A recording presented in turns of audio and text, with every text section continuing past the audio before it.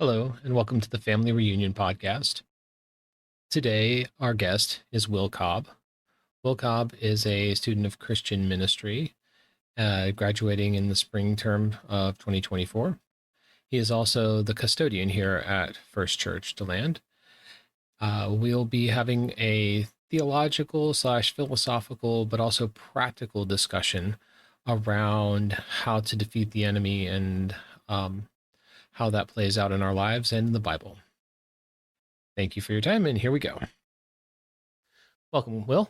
Hey, How are you this afternoon? Well, evening now, I suppose. good. Slightly nervous with take two. We've had some electrical gremlins with just apparently me, so I feel very special You're the only one who's had problems. So for the previous podcast, it took 3 takes, and for on Peru. for Peru, and the third take really wasn't that great, but we're done at that point. It was the best of them.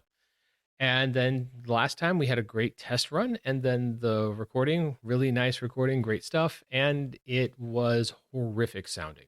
1 hour down the drain. Yes.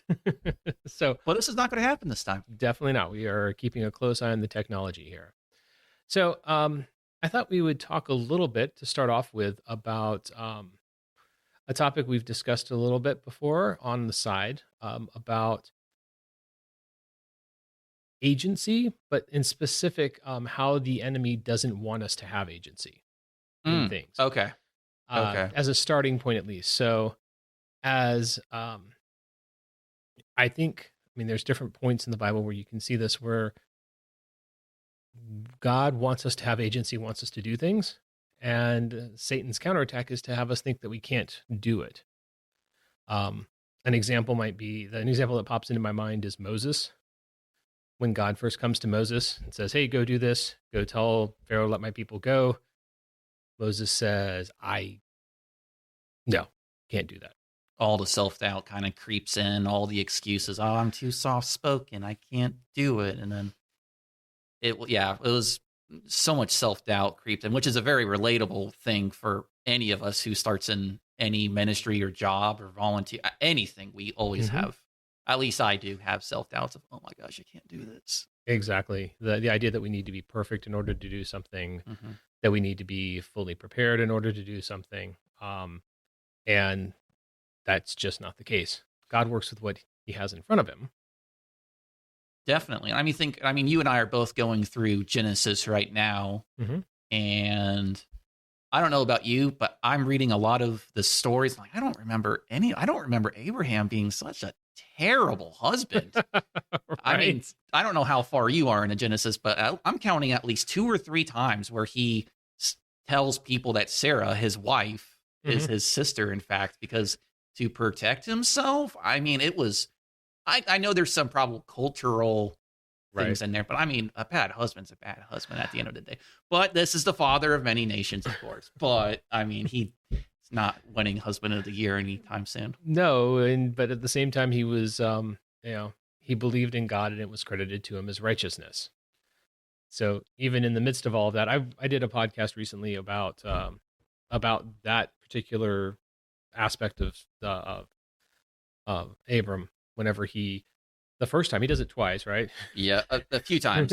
And the first time he does it, it's really a rather strange story told to us about it, because you would want to feel like there's going to be like retribution for him for this. But instead, he essentially gets compensated, right? Everything works out swimmingly for him, in fact, in the end of this. Grace is shown. Exactly.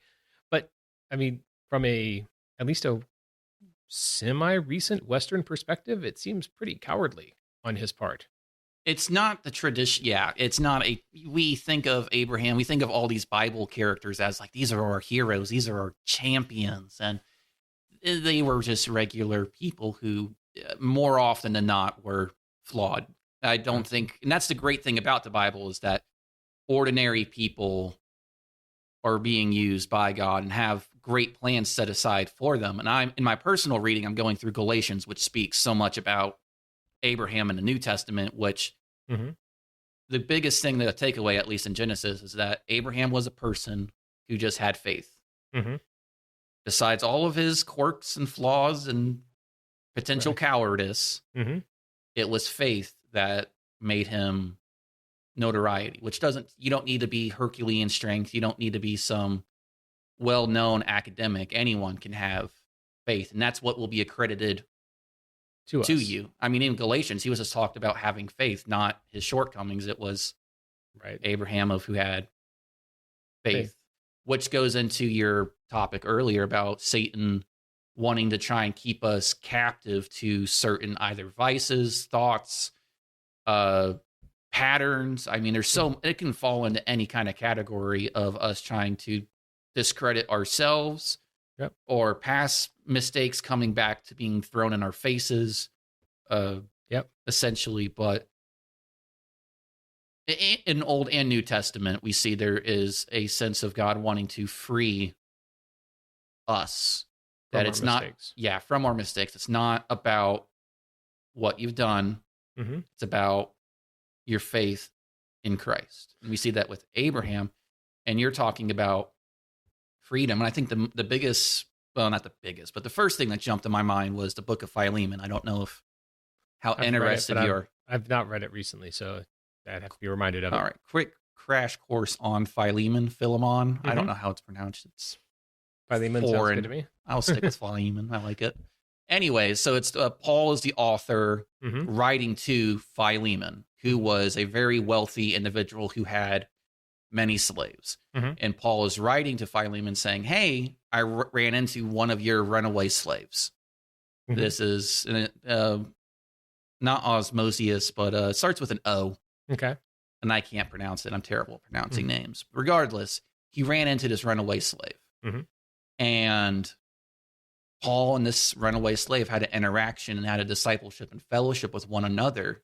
Mhm. And Paul is urging this slave owner, which was, again, acceptable back Right. culturally Mhm. back in this time, urging him to take him back, but not as a slave, but as a brother in Christ. I remember that now. And Yep. that is the subject of this entire. It's a really short letter if you want to read it. Mhm. You can read it in under 30 minutes. I think it's only 1 or 2 chapters long. Gotcha. But again, it's that sense of being reborn again. In this sense, of both literal and figurative Mhm. freedom being found, the freedom we find in Christ. Right. And then in this runaway slave's case, now physical freedom. And then a willingness to go back, but to be under a new covenant almost, right? Yes. With his former master, former owner. Yeah, slavery is very strange for modern ears, as you're reading through that in both the Old and the New Testament. Yeah, I'm sure there's a lot of fear on both sides of those, of that equation there with both the slave owner and the slave. The slave would have been terrified to go back to the owner, and the owner is also I would imagine be afraid of having uh, slaves basically go in revolt against him, right? Having too many of those willing to, and so to grant freedom to one, to grant brothership in Christ to one, would be a leap of faith for him to do so, and that's probably why Paul is trying to write that letter to help encourage him along that path, which wouldn't be particularly obvious or easy for him. I'm also imagining it would take quite a bit of humility to pretty much have property and then view another person as property to now be like, you're no longer my property.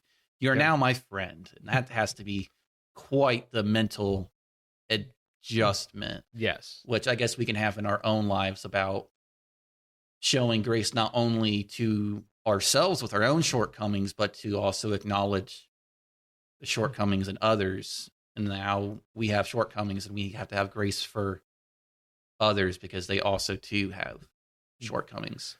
Yes. And only by showing grace to others, I shouldn't say only, but one of the ways that people get to experience the grace of God on this earth is to see others showing them that grace, reflecting that grace to them.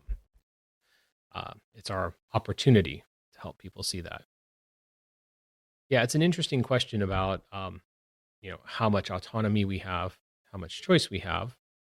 But I mean, we can see it in the Old Testament. I'm reading through Genesis as well.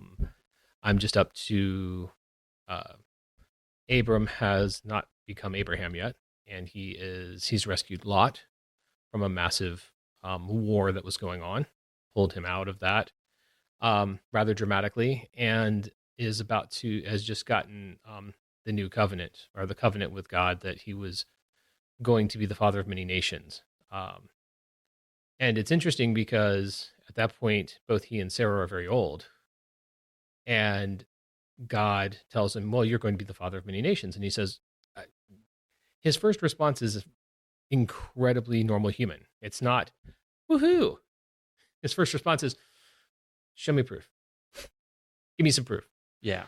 Um, and God obliges. He says, "Okay, give me some stuff that's really important to you. Sacrifice it, and you'll see." And he does. But it's an interesting question because now he has some autonomy in the situation. Abram does. What does he choose to do? He chooses to follow the Lord for a while, but then he gets impatient, right?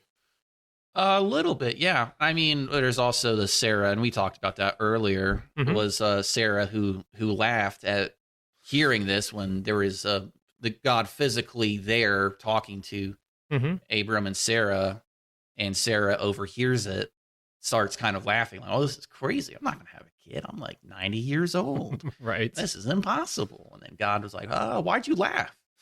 So I Right. didn't laugh, and I'm like, what a classic human move that is. Right. Deny and deny. Yep. We learned that one from the garden pretty quick. Yeah. Yep. Why'd you run? Well, I was naked. Who told you you were naked? Yeah. And Uno reverse. Yeah. You're Get busted. hand in the cookie jar moment. How often do we have that with God, though? Yes. All the time. All the time. Most of the time, our hands in the cookie jar and we don't even recognize the fact. But then once we do, we just leave it there. Correct. It's a very human response to that. Um, and you're in Genesis around Esau and Jacob? Yes. I'm a little ahead of you, but you're at a much faster pace than I am. So I'm with Jacob and Esau. And that, again, I think we can tie that back into this idea of agency and enemy trying to keep us potentially in captive. I mean, we can even just throw that across the entire Old and New Testament. We look at the Old Testament, it's this pattern of cycles of Israel's with God. They're cool. They're in a relationship. Everything is going well. Blessings, blessings, blessings. Oh, there's a new God. We like that God. Or, okay, God, we're not on the same page anymore. And then they turn away. Yep. And there's punishment.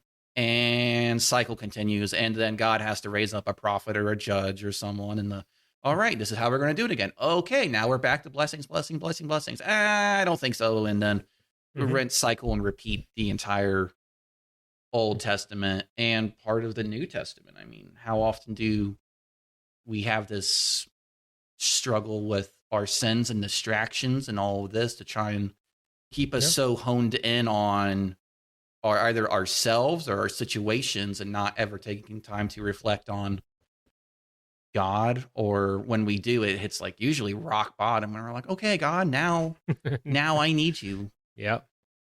It's an old phrase. Tough times make tough men make good times make soft men make tough times. And the cycle repeats. I'm also reminded of a quote from an author I like, who said that we outsource our sanity. Yes, you've told me this a handful of times. Yes, and you're a big fan of Peterson. I am as Jordan Peterson is the name of the fellow.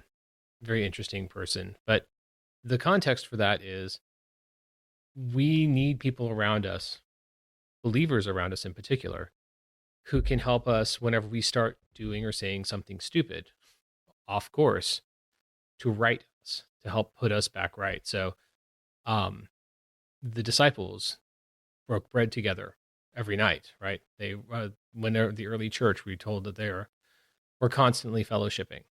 And that is at least in part because when you have other believers around you, they help keep you from getting distracted or believing the lies that the enemy has for you. Because if you're willing to share with them, they can say, "Oh, no, that's not right, dude. You don't have to do that. You don't have to believe that way." You do have the ability to do this thing, even though this enemy says you can't. You can. And that's probably one of the biggest ways of confronting that problem. And we see it all throughout the New Testament, believers gathering together. And even down to the point of when was Jesus tempted? In a desert. By himself, right? Yeah.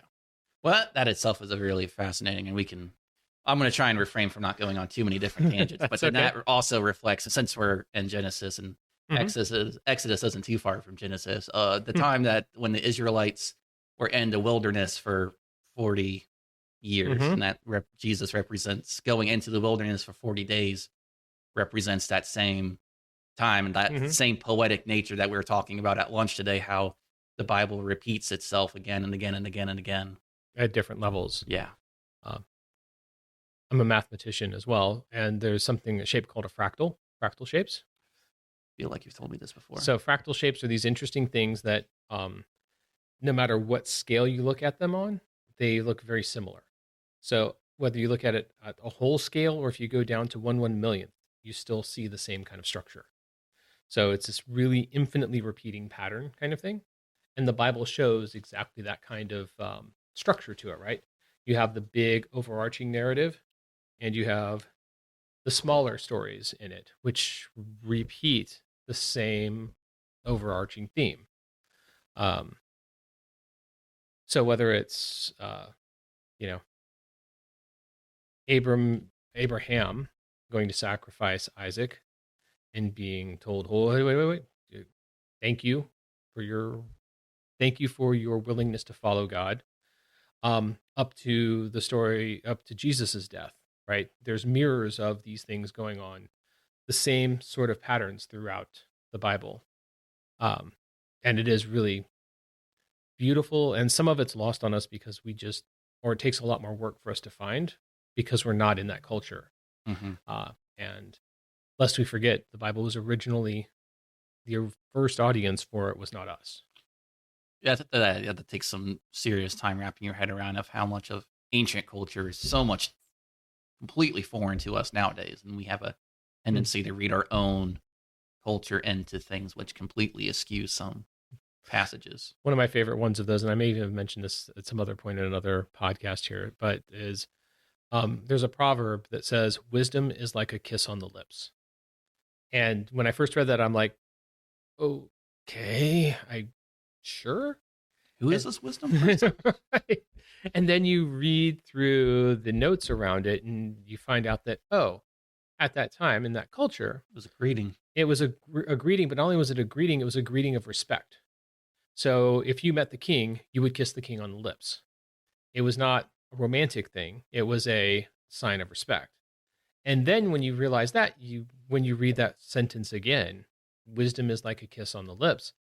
Wisdom is like a greeting of respect from somebody. Oh, that suddenly makes so much more sense, right? Completely different cultural context. And if you don't have the right understanding of that context, things lose meaning or get the wrong meaning for you. It's one of my favorite examples of it, at least. And we'll hit a pause here. Hello. We had to take a brief pause to double check our audio equipment and make sure the recording was working as planned. We had some difficulties with that previously. Turns out everything's great, and we can now rejoin our regularly scheduled podcast. Thanks for your patience. And we're back live, so go. All right. The question I definitely did not just ask 5 seconds ago. So we're talking about patterns and things happening in cycles and poetry. And I guess I was kind of spurred on with looking at my own life, thinking about that with how there's been good and bad tendencies. And sometimes it's a lot easier to focus on the bad and get so hung up on, well, I can't be this Christian XYZ. These things fill in the blank, or I feel bad, I feel ashamed, blah, blah, blah. Right. Reasons. Yep. What would, either through your own personal experience, and I can go into mine later on, but what would you say to someone who's potentially hearing this and might be kind of going through something similar? Yeah, and can relate to it. What would be some thoughts you have for that individual? Well, I can tell you, for instance, whenever I was working on my PhD, I left Florida State and I was working on it from here into land. So that's Tallahassee to land, a long ways away. And oftentimes when I was working on it, I would get bogged down and just feel like I couldn't get it done, and lose hope completely. And would try and work and not get anything done. Try and try. Um, because I felt like I just couldn't do it. And I think it's a really illustrative pattern because the way I would get out of it, there was only one way that ever worked, which was go up and visit my advisor. And I would sit there and talk with my advisor about the problems I was having. And he would go, "Oh, yes, that is a problem. Maybe you could think of it this way." And even if he didn't have an answer, simply talking to him and seeing that he didn't know an answer made me feel a lot better that I wasn't the only idiot out there. That, oh, yes, this is a hard problem and it should take some time. But simply being in a community with one other person or a couple of other people up there when I was working on my dissertation, um, made all the difference in the world. Being in isolation, I could last a week or two, but once it got much more than that, I lost hope. I really did. And I think that that pattern for us of as we're isolated, that's when we're the easiest to hit for the enemy. It's I mean, we just mentioned this a little bit ago, but Jesus, when he was tempted, was in the wilderness by himself. Eve, when she was tempted by the snake, he just talked to her. He didn't bring Adam into the conversation, and Adam did not assert himself in the conversation. She was alone and isolated in that conversation. Um, when we're alone, it's hard for us. And the only way to get out of that is to get back into a community somehow. I think I've seen that pattern play out over and over in my experience. No one person's supposed to be an island. No one person is supposed to be an island. Another example of it, which comes from my background, when you're getting a PhD, you have to take these tests called prelims that if you pass them, you get to continue. And if you fail them, you're basically kicked out. Oh, I got to do a thesis though. You do have to do that too. So you get to do a test and a thesis? Yes. That sounds miserable. It is pretty miserable. And so I studied with a group of people over a whole summer on just for these tests, passed them, but the tests were the questions were really hard and we would get lost and we would work together on them. But I made it through it because I had friends with me who helped me. I have another friend of mine who was going through the same thing at a different school, and he said, I'm going to go back home with my parents and prepare for prelims. He didn't even take them because he was not prepared. He kept trying to study on his own, hitting a hard problem and thinking he was the only idiot on the planet. When instead all of his friends who were studying together back at his school would have hit the same problem and worked together and come up with an answer together. By yourself, you fall like that. And the only solution I've seen to it, and for that friend of mine, he went on to another school and did it differently the next time with people, perfectly fine. Very bright guy. Could have passed the first prelims easily if he'd had a group of people around him, but he didn't. How about yourself? I mean, I think it's so funny that you were mentioning that. And I think this is a lesson I've been having to learn more so recently in my life. Cause a lot of my life, I would just try and like weather it on my own. I can hold yourself up by your bootstraps kind of thing, just gotta keep trying harder, keep on trucking. Right. It doesn't go well at all. Spoiler alert. And no, you're right. I mean, there is this aspect, and I mean, even biblically, I don't think there's really anyone who's been alone. I mean, the ark, there was two animals. I mean, granted, that was for other reasons, but it still plays into the fact that Adam was created, and then he was like, "Hey, I'm kind of lonely. All right, here's Eve, companionship." And it goes down to our very core of creation is that we're meant to be in community. We're relational, and I know for my. Oh, go ahead. Sorry. No, I was going to say for myself, and I think not only do you have to be in a community and relational with one another's, but there does take, and it's just the big scary part, it takes a certain level of vulnerability with another individual to really connect. And especially if you're going through tough times, to be like, hey, this is what I'm going through. This is what I'm feeling. This is my problems. And to try and carry that weight by yourself is impossible. And we're not meant to Absolutely. carry that weight by ourselves. And that's the point of having Hmm. a church and having people that you can trust to be Yep. vulnerable with. I don't recommend being vulnerable with everyone, No, but there are people that you have to trust and share the weight with. absolutely. Two things popped into my mind. One is on the sixth day after God. So the first 5 days, the pattern is God spoke, things came into existence, and it was good. The sixth day, God created man, and at the end, he didn't say and it was good. He said and it was very good. And it wasn't just man, it was everything, which speaks to the fact that it's once everything is all created there together, that's when we're great, when we're together in community. Isolation, we can be good sometimes and fall down sometimes, but when we're in community, that's how we're meant to be. I think it even speaks further. You're just talking about Genesis, and I don't know why I didn't mention this earlier. I think it even goes further that God Himself isn't even alone. Right. He has the The Trinity. Trinity. I mean, he was Right. never truly by Mhm. himself. He's in relation and community with Himself. himself, which is a really weird thing to say. The Trinity is a weird thing, but I Oh, we mean, tried that before. We tried to have the conversation at a lunch before, and really hard. it was incredibly difficult. But I mean, we are First John or John, right? The Yeah, beginning. Yeah, the truth was, or the word was with the word's been there since the beginning, and it was there with God in the beginning. So, yes, we are always meant to be in community. And the other example comes back to Jesus. There, Jesus wasn't a lone prophet out in the woods by himself, right? He wasn't in isolation. He was in community himself. He hmm had his disciples. He didn't just isolate himself off in the woods all the time. He did on occasion, for good reason, go off pray to the to Father. pray to the Father, to have communion with God. Um, but he always came back to his community of believers. I mean, even whenever he was in Gethsemane and praying, he left some of the disciples, but he asked a couple of them to come along with him for a little ways and keep an eye on things, right? Yeah, And to keep an eye on Peter, and I forget the other two. I think it's John. I always feel like it's Yeah. John. Yeah. It's always Peter and John for Yeah. some reason. Right. And then he comes back and they're asleep. He's like, dude, come on, wake up. I need you. Well, they're just human. Right. um, but we're meant to be in community. And when we are isolated, things can stay okay for a while, but they fall apart. We doubt ourselves. We forget what we can do. We forget that other people need us, and that we need other people.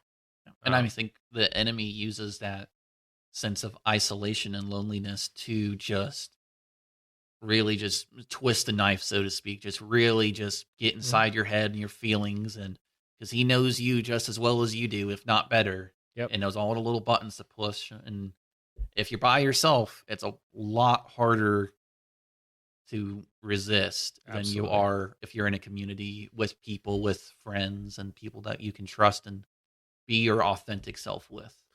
There's a great quote, probably a couple of different places in the Bible, but I think it's in the New Testament, where it says, "A strand by itself is easily broken, but three strands braided together is not easily broken."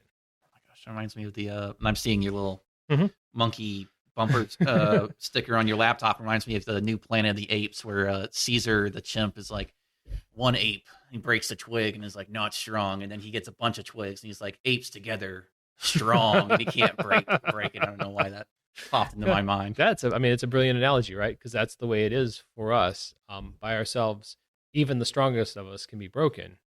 Um, and for anybody listening who feels that way, if there's one thing that you could take away from this is find a church around you, wherever you're at.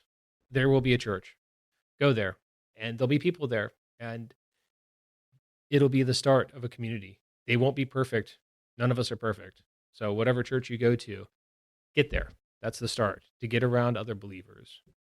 That would be my advice. We're a great church over here, but there's lots of great churches out there too. Yeah, any community is better than Then none. no community. So always. Yes. And the nice thing about a church versus just an other communities is we have a basis of belief that wants the best for those who come into it. I'll speak for all of us. No, I'm kidding. I'm kidding. I'm kidding. Right. Um, and so it's a good basis to start from. And again, we're all human.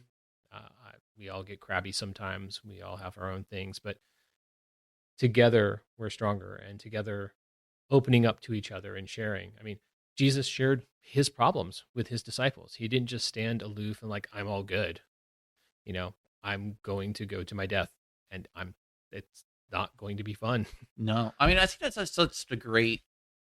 That almost reminds me what I'm kind of bringing into this Christmas season, but just how human Jesus was, and like his last act of remembrance, for us at least, was this is my body Mm-hmm. broken for you. This is my blood that I shall say. And this is like the last thing he wants. This is the Last Supper. This is the last thing he wants us to remember him by is his suffering, Is suffering. is the humanity. He's like, he is going to feel all of it. And it's just this idea of like, oh, I'm in pain, I'm in suffering, and I'm not on a literal cross dying, but it is comforting to know that, oh, my God, who I believe in and who I know to be true, also he empathizes with his feelings. He knows. He wanted us to know that he felt all of those things. And you know what the amazing second part of that is that we are to do that together, right? It was communion. It was a communion. It was a community meal. Something that I didn't realize until I had met somebody from Ethiopia who was telling me about their culture is that is what Jesus was doing there as part of the long-standing culture in the Middle East that they still practice today in Ethiopia, which is when you have a meal, whoever the head of the household is, in order to start the meal, to signify the beginning, is they break the bread and then begin to hand it around. Mm-hmm. So not only was he doing this for us, but he was also doing this to show us as part of a culture there of this is what we do when we're together. But now it has a new symbolic meaning for us, right? Full fun fact there for you for things that I've learned throughout my schooling is that the communion that we have now is an extremely abbreviated version, which is not a bad thing. I'm not criticizing it, but I had to take a whole class on worship and communion. And communion used to be like the main focus of the service whereas kind of the opposite back in the day where you would have kind of a quick little sermon and then the rest of it was, they call it like a holy meal or something like that, where you would, those who are believers right would then kind of go off and have a meal together and go through this whole fellowship aspect. And that used to be the bulk of did not know communion. Yep. Fun fact for you. Things you learn with William. That's, I like that. I mean, it makes it much more of a community thing, right? It's an actual supper. Right. It's actually rather ironic that it's almost more isolationist the way that we tend to do it today, right? Grab your bread, grab your wine, go off by yourself, eat it, think by yourself, and then typically it's at the end of the service and go about your merry way. Which is exactly the opposite of what the Last Supper was, right? He broke the bread, passed it around, and they started eating. And they were in community together. And then a while later, he passed around the wine for the symbolism there. And it was a whole long thing, not just a quick isolation by yourself kind of thing. I thought of that. That's cool. Yeah, the ancient times are very much different, but that's a different tangent. I just had to throw that fun fact out there. That's cool. It's very cool. On that note, and a very interesting side tangent about being in community with people and how much better it is for you. There is a fun little fact that there was a group of people, 1950s, up in Pennsylvania, who they found had very low heart risk problems, much reduced risks of heart attacks, strokes. And so this group of people turned out was an immigrant group from Italy. Okay. And so the first thought was, oh, they're probably eating like a Mediterranean diet. Let's go see what they're eating. No, they didn't Americanize their food. They ate very high fat, very high sugary stuff. They completely Americanized. And so they just don't they couldn't understand it. They looked at the genetics. And oh, by the way, the people back over there also had the same back in Italy. Yep. Okay. Same back in Italy. Okay, I'm back on the same page. miles away in Pennsylvania, there was another community similar that had come from a similar place in Italy, did not have the reduced rate. And what they eventually discovered that was causing this is not what they were eating, but how they were living They and were how they Amish. were. No, they were very tightly knit. Everybody knew everybody else. People came over to everybody's houses for dinners. Dinners were not just by themselves, but huge group events. And all of that being together, they shouldered each other's burdens. When someone was sad, everybody knew it and they were there to help them. When they were stressed in their community, people knew it and people were there to help. As a community, they lived together. And literally, I think the heart attack and a heart problem reduction was something ridiculous like 90%. I mean, it's huge. It's over 50%. Wait, them having or not having heart Not attacks? having. Oh, Yeah, okay. 50%, 50% reduction. 90 Okay. between 50 and 90%. I Yes. was like, man, that is a lot of heart attacks. Way lower rate for them there. And everybody thought it was what they were eating, but it's not. It's how they were living together in community. So it's pretty much the Book of Acts, pretty much. Exactly. The early church. Yep. Do you think that's something, again, our cultures being wildly different. Mhm. Do you think that's something we should strive towards as a Western church? Not just First Church to land, but as a Western society as a whole, as this collective identity rather than the individual? I think, it's an interesting problem from a Western perspective. We're hyper individualistic. We sure do love being ourselves. We do. And there's great things come out of individualism. I mean, Peter was an individual in the Bible. Saul turned into Paul was a very individual person as well. Individuals do great things, but they do even greater things when in community with others. And so there's this balancing act between community focus and individual focus. I certainly think in Western society we've gotten away from that a lot, away from the community focus, hyper focused on individuals. And I think we can see just over and over, anybody in your own life, if you're listening to this, when you've been off and by yourself for extended periods of time, things tend to not go well. It's good to go off by yourself sometimes. Jesus went off by himself to pray. Old Testament prophets went off by themselves to pray and to find out what God was thinking for them. But they always came back to community, right? Old Testament prophets came back and tried to turn Israel around. For better and worse. Yep. For better and for worse. They were a part of a community.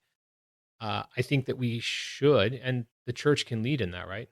We can be a community of believers, not just a community of people that you come to on Sunday and sit down, entertained, and then leave. That's certainly what Pastor Mark here has been trying to do, to get us into more of a community, more community focused. Not that we haven't been before, but make that more of a central theme, perhaps. Grab an oar. Yeah. It is being more hands on deck, grab an oar. Mm-hmm. We're all going to pitch in, and if everyone does a little bit, it'll go a long way. And I think that's a really great mindset to have, and I think it ties into this whole aspect of, I guess there are I didn't even think about. I was more focused on the spiritual health, but there are, I guess, physical health as well, and I guess that ties back into even earlier what I said at lunch today that no one else knows because only you and I. But the spiritual affecting the physical, and the physical affecting the spiritual, and we see how there's these two distinct realms, I'll say, for lack of a better word, but one affects the other, and they're interwoven. There's not this, well, I'm spiritually this on Sunday, and I'm this on Monday, or my body and soul are separate. Now both are somehow interwoven, interconnected, and one affects the other, and so on and so forth. I mean, and you see that with Jesus, like when he went off into the desert for his 40 days, he fasted, right? The physical affects the spiritual. Getting closer with God. Right, exactly. And so, yes, it definitely helps. Obviously, it helps well, I shouldn't say obviously, but it definitely helps our spiritual health to be in a community with believers. But as you were pointing out, we said, one of the most recent sermon series is grabbing an oar. In other words, pick up and do something. And what does that really mean? If you're in a community, that means you're doing something for it. If all you're doing is being served by somebody, you're not in a community, right? Hmm. That's not community. That's It's not authentic love, at least. right. It's not authentic love. It's not real community. Real community is pitching in and doing things physically for other people and doing things that the community needs. Um, the other one is some sort of, I guess, like service thing where Hmm. you're paying someone for a service effectively, right? Yeah, well, it's commercialism and consumerism, and I've come in for my 2 hours of self motivations speaking, and now I will go. Right. Uh, but no, we can always, on the flip side, we can always just start our own commune, Bill, and just Yeah. start start packing out the land. No, Yes. I also kid before Yes. someone Um, flags me on this. I'm sure we'll get a flag or two for that one, but that's It's okay. worth it. It's It is worth it. worth it. I mean, because if you look at the early Acts church, it certainly feels that way, right? They held things in common. They got together all the time. They were together all the time. All jokes aside, yes, they were pretty much a commune. They were. But I mean, it goes to the extent of the collective Right. identity and willing to put loving others as you love yourself. Well, it's interesting though, because the later letters of Paul show what happens after that point, right? Mm-hmm. When you first get a group of people together, they have things in common, everything's good. And then suddenly, after a while, humanity sticks its ugly head up, right? These people aren't working enough. These people aren't listening. These people have gone off. I believe something different now. I believe something different now. And then Paul has to write more letters and go, okay, stop. All right. We've said this before. Keep on track. And now you guys have to have some rules too, right? So that's there's a whole almost 2,000-year history, right? That has led us to this point in time. But it's interesting to see the beginnings of it. That's for sure. Do you have anything else you'd like to go into? I mean, I'll go into just about anything. I don't know what you're looking at time wise and how long do you want to speak with me. I'll stick on this topic. I don't want to jump around to too many different topics. Okay. But the idea of community and fellowshipping is such an important aspect of our lives, and that'll look different. In being in a small group, and that'll change as you mature as a person and as a Christian as well. And it's one of my favorite sayings I've been thinking and saying a lot recently is journey before the destination, and how it's always just the road that you're on and moving forward in that. And it'll look different from time to time. And it'll look different than what you plan as well, right? I think it's almost exclusively what we don't. Right. I don't know if anything's gone according to plan for you, Bill, but nothing has yet to go according to plan for me. No, and it always turns out in a way that you unexpectedly well, as long as you're willing to wait for it to come about. But yes, being prepared to keep taking the next step of the journey and not focusing on the destination. So again, if you're by yourself and hearing this, find a church. That's a great first step. Just come in, say hi, meet people. If for whatever reason that doesn't work, go to another one. I would.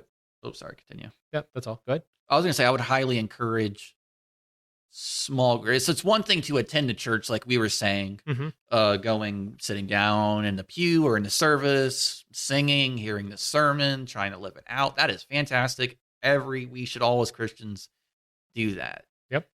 Where you really start getting deeper, when you really start getting, I'll say, into the weeds in the church, so to speak, is when you start doing small groups. Because you're not going to really, it's really hard to be yourself in a worship service. I can't speak to you, Bill, and I'm like, oh, this is what's going on. I'm trying to listen to Pastor Mark, or I'm trying to sing. I rarely sing, confession, but it's, but again, it's where really you start living authentically, and you have a chance to be yourself, is in small groups, in the Bible studies, in the service projects, when you get to really kind of interact with people more on a more smaller, more real scale, because that's so hard to be. And even then, Right. that still has its challenges of being it. But It I does. would encourage anyone who's listening to be in a community, in a church community, and did I say B, Yep. small group. Find a small group, find a Bible study, Yep. find something that's kind of in your wheelhouse, age group, interest group, hobby group, Yep. something. Live life with people, live Yep. life with other Christians. And that's how you're going to really connect and have that chance to be vulnerable and connect. I mean, like examples, you and I, Bill, I mean, you and Mhm. I were first youth Yeah. leaders. I Mhm. mean, that's how I feel like that's how we got our start knowing each other Yep. And through the there youth program was through here. the youth program. And I think that's really Mhm. developed well past that now, where we Absolutely. interact on our own free time. And I've opened up to you and you've opened up to me. And I think we're forming A good a good friendship. friendship, a Very, friendship. very Yeah. deep friendship. Yeah. Yes.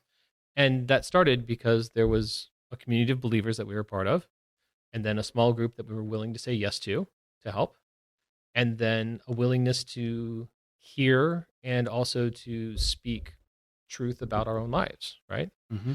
Um, but it doesn't go to that point immediately, No, right? that's where the patience comes in. It doesn't happen overnight. Right. You have to keep tilling the soil. It takes, I mean, one of the unusual things about this time in the world, and I'm guilty of this as anybody, I have very little agricultural experience, right? And so if you've had agriculture experience, you know that it takes time to work the soil. It takes time to plant seeds. It takes time for those to grow. It takes time for those to get to the point where they can actually bear fruit. And that level of patience is innate in you. You don't have to think much about it because you've seen it happen. In today's world, you're hungry, you pop a microwave meal in the oven or into the microwave, and it takes 5 minutes. Very fond of Hot Pockets. Hot Pockets, 2.5 minutes. Not that I've made a bunch or anything, but I have that down to a science where it's not lava on the outside and frozen on the middle. That's a different tangent. But we are not used to having that kind of patience, and relationships take that kind of patience. But none will start if you don't start on the first step of it. So it's a really good. Oh, I think that's a good closing thing for us. I concur. Cool. Well, thank you for your time. This has been a lot of fun. Hopefully, this one will work out. Just the end statement here. We tried this once before and we had a great discussion and it sounded unlistenable. This one hopefully will sound very listenable. So, Equally as good, I dare say. yeah, I think so. It was definitely a lot of fun. Thanks a lot, Will. Thank you.